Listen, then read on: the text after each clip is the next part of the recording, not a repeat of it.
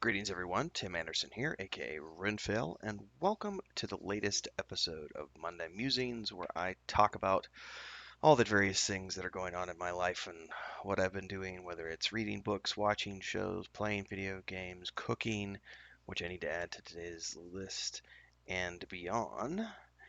And today is, let's see, what is the date today? May 31st, last day of the month. And we are heading straight into June. Looking at my list here as we get going. Um, got a few things to talk about today. Let's see here.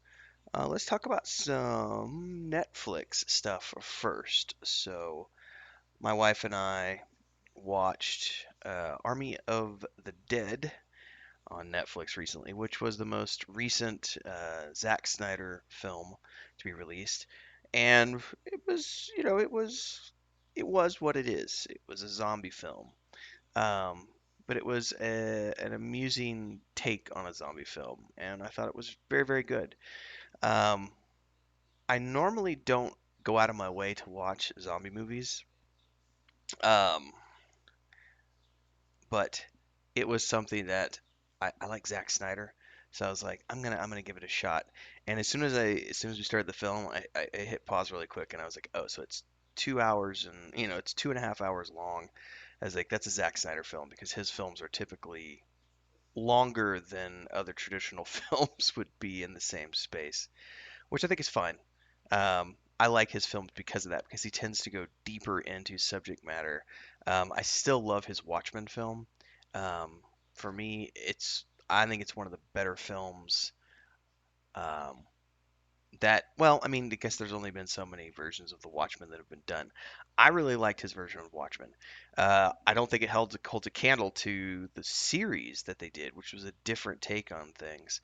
The HBO series was killer, and I'm so glad that they did it as a one-off, because it felt good. The amount of time they dedicated to it, and all the storylines they gave to it, and the way they just sort of wrapped it up and left it. I wish more shows would do that and just do a limited run as opposed to trying to feel like they have to do this, 3, 4, 5 season arc. Some shows are good where they are. Others need the space to run, like The Expanse, which I have one episode left to wrap up this most recent season. Um, and I think, as far as I understand, The Expanse, after this most recent season, they've kind of finished their initial run, and the show's kind of in a hiatus at the moment. Um, I don't think it's officially been canceled, but the way the show, this is what I understand from reading things on the internet before I watched this season, where that it kind of just puts an end to certain story notes and kind of caps things off for the moment. So we'll see what goes on with that. But anyway, that was the most recent movie. Well, one of the most recent movies we watched. We also watched this film called Love. Um, what is it? Love and Monsters, I think it was what it was called. I almost said Love, Death, and Robots, which was what we did last week. Love and Monsters. Yeah, Love and Monsters, which I knew nothing about. Chris was like, "Hey, do you want to watch a movie?" And I said, "Sure." And she had this. She had. I think it was. She was wanting to either watch Jaws. I don't remember what the second movie was, and then the third one was just Love and Monsters. And I was like, let's do Love and Monsters. I've seen Jaws multiple times over the years. She'd never seen it, so I was like, you can watch that by yourself. I don't need to watch Jaws again.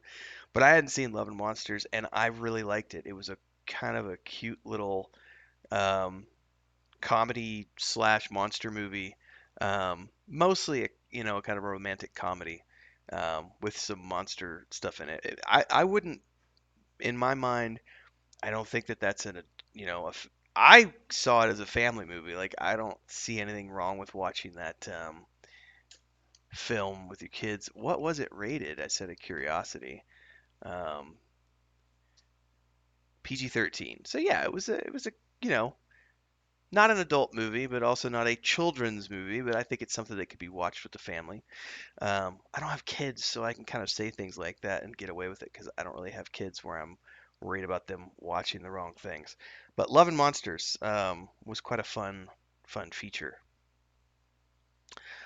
Beyond TV shows this week, No, actually, while we're on the same note, I do want to talk about this because when I was reading into the production on Army of the Dead with Zack Snyder, I noticed that they're also doing a spin-off, an animated spin-off for Netflix, and that led me to think, hey, you know what?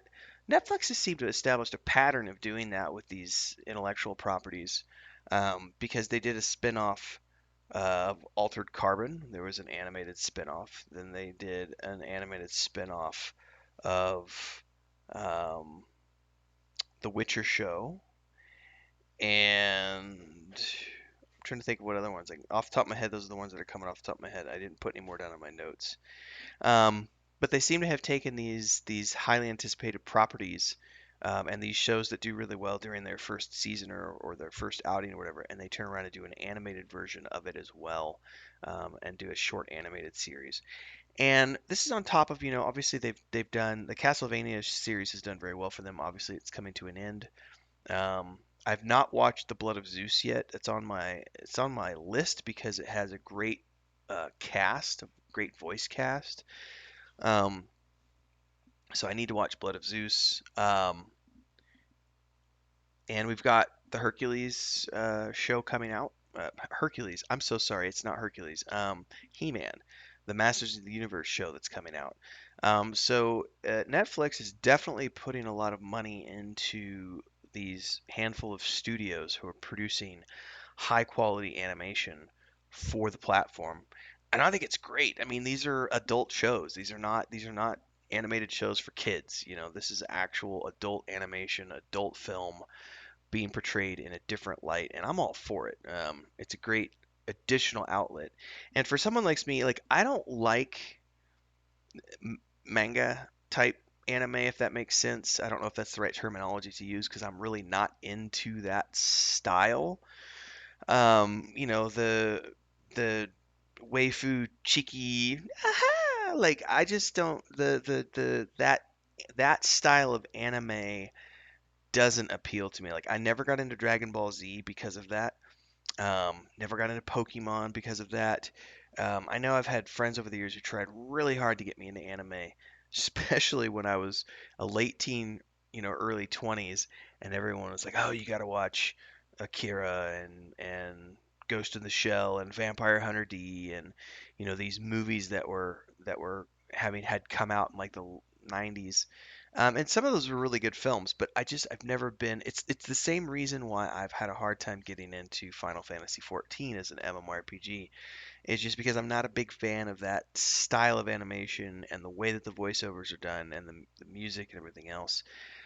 Uh, to portray it in a potentially, I don't want this to come across as racist, so I need to preface this by saying this. This is not what I mean when I say this, but I guess the easiest way for me to say it would be I very much prefer Western style animation as opposed to, Eastern style animation. And that's just a personal preference. I also don't like, uh, there's certain types of, like, I don't watch a lot of romance movies. I also don't read a lot of romance novels. Like, going and watching 50 Shades of Grey, those movies held zero interest to me, and I will probably never watch those movies. Uh, it would have to be like late night, 3 o'clock in the morning insomnia, and nothing else is on for me to want to actually take the time to watch those films. So I mean, it's just that everybody's got different tastes and different styles. But the thing I like about what Netflix is doing with their animation is, even though they might have studios that are using some of the Eastern influences in their animation styles, it's still Western music and Western stories, and we don't have the cheesy. I'm gonna say this because I don't know any better. The waifu uh, type themes and everything else in these stories and the like hee hee type stuff like that doesn't show up in the Netflix animated shows that I've watched. So I'm on board with what Netflix is doing with the animation stuff. So kudos to them, and hopefully we'll see more coming out. Um, but it is good stuff. On the gaming front, I wrapped up uh, Days Gone in between last week and this week, especially last yeah, I played it every day um, since the last episode, and I finally beat it. I don't even know what day I beat. I think Wednesday night. I stayed up late because Thursday was Solasta was coming out, so I knew I had to get it done. And so I just stayed up and I just pushed Monday, Tuesday, and Wednesday to get Days Gone. And I ended up around the 70-hour mark. I didn't do all the hordes. I only did the hordes that were required by the storyline. So I didn't actually do, I think there's 40 hordes you can clear out, and I only did like 5 of them, 4 or 5 of them. Like I said, however many were required by the storyline. But I did do every single quest I came across, and I cleared all the infestations and had maxed out all of my I had maxed out the character in terms of all the things you can choose, like the perks. Um, that story went in ways I didn't expect it to, and oh my God, honestly, I think Days Gone is the best PlayStation game that I've played since Red Dead Redemption 2, which was 3 or 4 years ago now. Um, and honestly, I don't know why I didn't, I don't know why I didn't play this game when it came out. It had to have been because it was 2019 when it came out, I think. And when did um, Red Dead Redemption 2, when did that come out? That came out 2018. When did Days Gone come out? 2019, I want to say. 2019. So I don't know what was going on in 2019 that had me sidetracked. It could have also just been because I'm not, again, I'm not a huge zombie film watcher. I'm also not a huge zombie game player. I don't play the Resident Evil games. I did used to way back in the day, but I haven't played since I think Resident Evil 3. And there have been a lot of Resident Evil games that have come out since then. I haven't played. I just don't like the horror, like those types of game, like Dead Space and these types of games. I'm not really big into them because I just don't. I find those types of games I can't play them for more than 30 minutes or so because really, I mean, they make me jump and they make my heart get going, and I just don't enjoy like Alien Isolation even like those kinds of games. I don't find them that enjoyable. Doom is a good example too. I've tried to play Doom over the years, and I'm not into it. I don't like those types of games that need your adrenaline to be, peaked while you play. The closest I've come to zombie games is like Last of Us and Last of Us 2, which there are moments that are heart racing, and then there's long moments in between where you're exploring and sneaking around and you're fighting humans as opposed to monsters. And Days Gone was very much like that. But I could say this: I love the story in Days Gone way more than I love the story in Last of Us 1 and 2, and I'm so disappointed that there doesn't appear to be a Days Gone sequel on the horizon because of just various reasons that have happened over the years. Because I finished and was blown away. I thought for sure that it's been a few years. I'm sure there are people out there like me. I don't want to spoil anything in this video, but the story did things that I didn't expect it to do. People who I thought were gonna die didn't die. I mean, it was I was left at the end of it going. It hit all the right notes on the story. I am gonna say this. Spoiler alert for anyone watching who hasn't played Days Gone. Again, spoiler alert because I'm about to talk about stuff in that game. Um, I didn't think I was ever going to find my wife. Like, I did not expect that to be an actual part of the storyline. Because I was like, oh, they're going to copy Lost Last of Us, and it's going to be this dark story where no one gets a happy ending. Oh no, I got a happy ending. Like, it was a happy ending for everyone. Like, yeah, Boozer lost his arm, but he lived.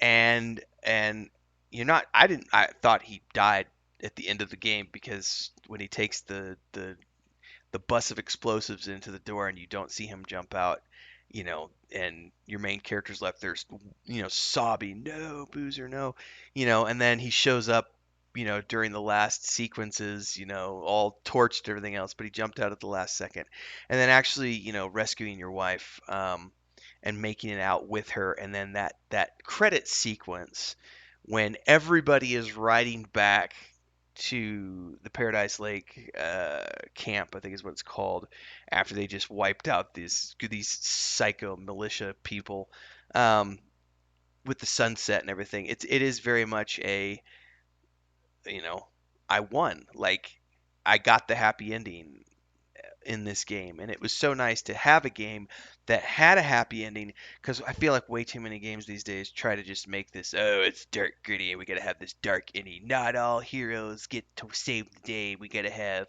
you know, it's good to have Star Wars endings, where the good guys actually win. And so I was very, very pleased with how Days Gone turned up. So yeah, let's talk about Solasta for a minute, because holy shit, I had a lot of fun in early access. I can say this now because it is the 31st now. It's been out for a few days. I have played. I have not played a game. I got into Days Gone pretty heavy, and I had a couple of, like, the Saturday and Sunday last week where I dove in, and I probably played about 10 hours each day. But I did it from the sofa, which is a lot more comfortable than my chair, and it may just because I'm in a $150 office chair as opposed to a $500 gaming chair. Um, But I sat here on Saturday and I streamed 11 hours. I did a 2.5 hour session in the morning, and then went for a run, had shower, had food, came back, and did another 8.5 hour stream. And my ass was so numb by the time I got done, and I finally was like, I gotta wrap it up, everybody. I'm like 11 hours in. I don't know how some of these people stream for like 15, 20 hours on a regular basis. Like, but that game has got me by the balls. Like Solasta, um, early access was good, and I saw the potential there. They've definitely added a lot more polish to volume to version one. Graphics look a lot better. They fixed a lot of the issues that I've saw. There's still a few bugs. I've seen a few janky things. Like, there's this one NPC that I've come across that was midway through the campaign where his beard and mustache don't line up with his mouth. So it was like it was about 2 inches too low. So his mustache is literally where his mouth is, and he's got bare space between his nose. And then there's been a couple of places where my characters have gotten stuck on the environment, and I've had to click around a little bit to make them jump up and down. There's some pathing issues. But apart from these few little things, man, I haven't been this sucked into an RPG since probably Dragon Age Origins, which was, I don't know though. Pillars of Eternity 1 and 2 got me pretty good as well. So I'm putting this up there though with those games. It's up there with Baldur's Gate 1 and 2, Icewind Dale 1 and 2, the Neverwinter games, the KOTOR games, um, Pillars of Eternity 1 and 2. This is a high quality, high caliber CRPG, and the lore they've done is just top notch. The only thing I have to say about this game that could potentially be a downside, and I'm not talking about bugs here, is just the voice acting and the writing can be a little cheesy from time to time, just a little cheesy. But that doesn't really take away from it, because if you're putting yourself in the mindscape of this is a tabletop game, you've always got somebody at the table who's not that good at role playing and not that good at voices, and so it kind of makes you feel like you're really playing tabletop.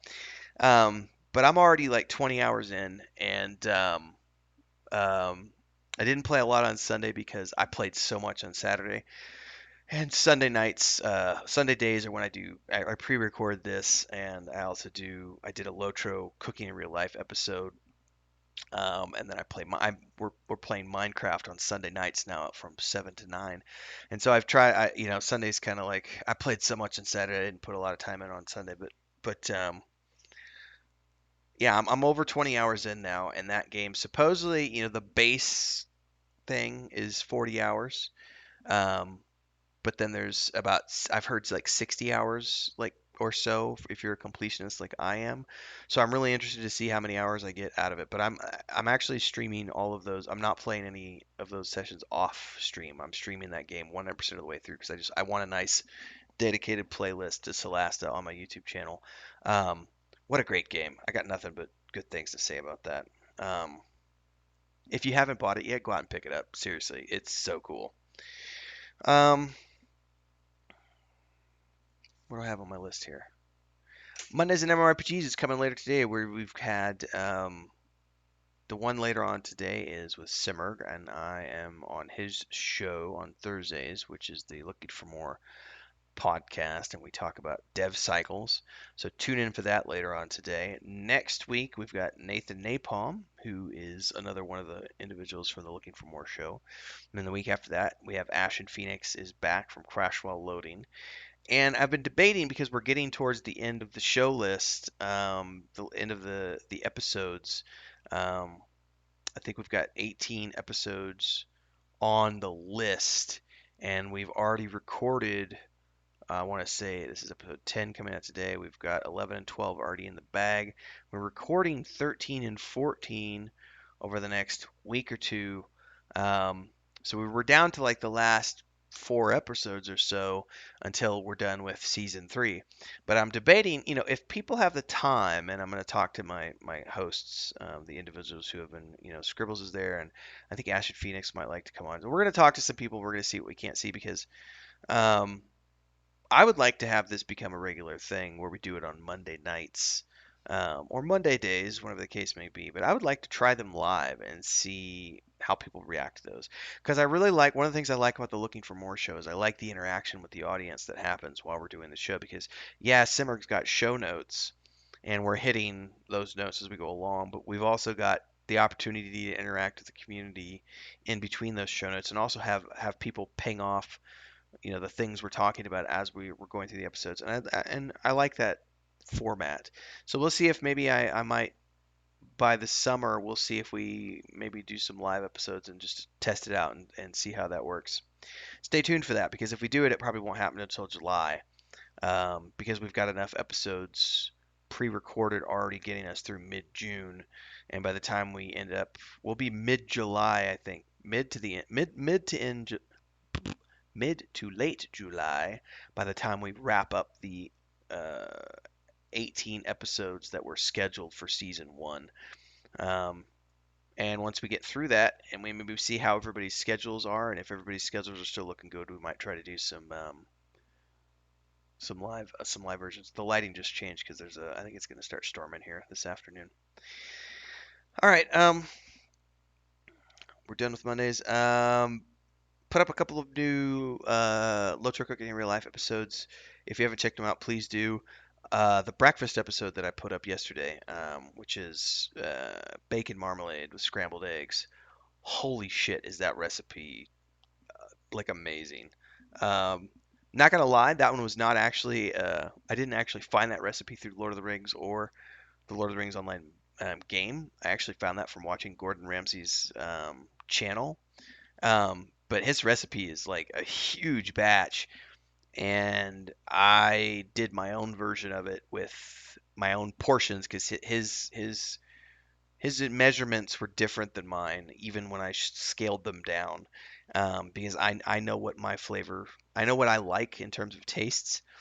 Um, and but I wanted to put that out for the Lotro show because that's a very hobbity style breakfast, and it is honestly outside of the complete Hobbit breakfast that I did on that show, this is the best breakfast that I've made on that show. So you should definitely check it out if you haven't already. And that chicken cream garlic sauce that I did the week before, it is it's similar to Alfredo sauce, but it's a lot more garlicky and less yeah, it's similar, but it has a completely different flavor. And I did an amazing chicken sandwich today that I probably need to try to figure out how to make into an episode because that was a delicious breakfast sandwich. So anyway, stay tuned. Chris and I are going to keep working on that show. I'm not doing them every 2 weeks now. I'm just kind of doing them whenever I have spare time. So I know there was like a month gap, and then I did 2 episodes back to back, like one last week and then one this past week. So a week, 1 week next week. But I don't have any plans to do any for the next couple of weeks. We need to make a Costco run at some point, and when we do, I'll probably get a bunch of stuff and come back and do another couple episodes. Maybe probably in June, late June. We'll see. We'll see how that all goes. Um, Project Raymond. Let's talk about it. If you have not been following along with the adventure game updates, Joey's been rolling right along with that. He's currently, I think, yesterday's update, Sunday's update was basically the exterior of the bookstore is finished. He's got three more buildings to do, and then he's got to do interiors. So he's not sure if he's gonna. We were discussing this the other night, and we're not sure if he's gonna hit his July 1st internal. But he's like, end of July is still July, right? But that's just his schedule, because he's doing this in his spare time. So he got lucky where it was just really rainy and he couldn't run his excavator for a few months. And so he had a couple of months where he was doing like 30 hours a week. And then it's been nice and sunny, so he's got a contract he's got to fulfill. So he's been out getting that contract done, and so he's running his loader, and he's only getting them, hour and a half, 2 hours a day to work on the game project. So we'll see if that all comes out. I'm pretty much ready to go with what I've been working on. Um, I'm now into doing um, basically I don't have to do anything with, and I'll talk about this for a minute, because the campaign module that I'm planning on running for people um, through um, through Roll20 and live, we're only going to go from level 1, 2, and 3. We might get to level 4. And the idea is that because I don't have the first specialization for the Circle of Mages doesn't happen until level 4. So even if someone picks a Circle Mage, they're not going to hit the specialization until we get to the end of the campaign module. So for the first three levels, it's basically what I'm going to do is I'm just going to take the first three. You just take the first three levels from what is that document called? The SRD? I got to look at it again because it is a document because we're using the Wizards of the Coast license. That is the I'm going to find it because I want to make sure that I don't call it the wrong thing. Dun, dun, dun, dun. I got too many. Yeah, it's the SRD. SRD-OGL, which stands for System Reference Document via the Open Game License. And so they have a spell list in there, and I'm basically going to take the wizard spell list because I don't, you know, here's the thing that there are sorcerer spells and some other things in there. We'll be using some of those, but the base spell list is going to be the first three spells of wizard spells, but then I'm going to be stripping elements out of that and putting those into the specialist category. And then also I have a whole bunch of my own spells that I've already designed for elemental magic that we're putting in there. So what I'm really working on for the next week or so is going to be the casting system for the Church of the Elder Ways and how that ties into the quantum technology that they wield.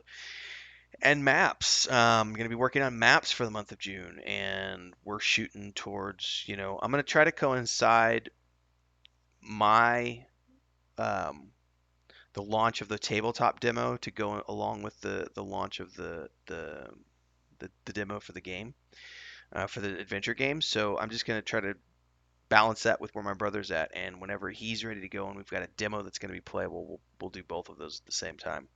Probably. We'll see. I might do mine anyway, regardless. I'm going to have to talk to him more about that as we get closer to July.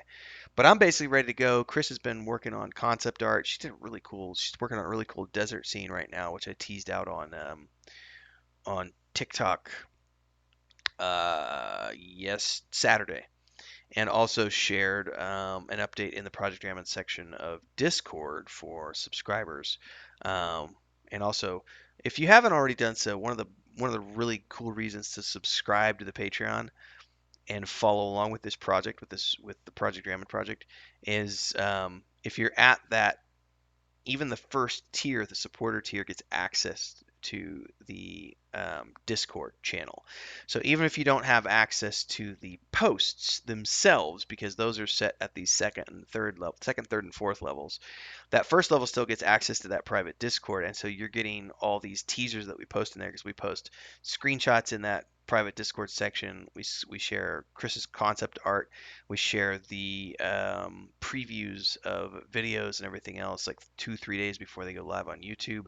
There's a lot of reasons that you might want to join as a supporter, even if you're not at one of the tiers that has Patreon posts. Because even that just that general supporter tier for $3 a month gets you access to that private Discord where you get all the super secret sauce.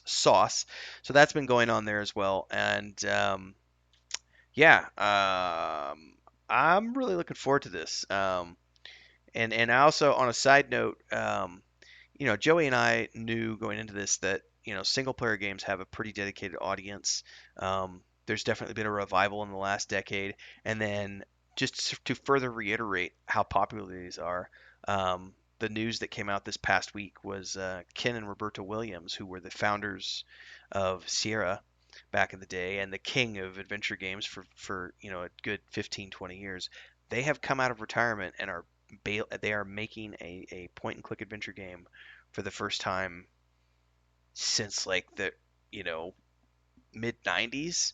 So yeah, they've been retired for like 20 years since they sold Sierra and left the company and went off and sailed around the world on their yacht. So it's pretty exciting news, and it just furthers our sort of it helps us realize that we were on the right track and right place, right time in terms of developing a single player game. Um, it's funny how things work out sometimes.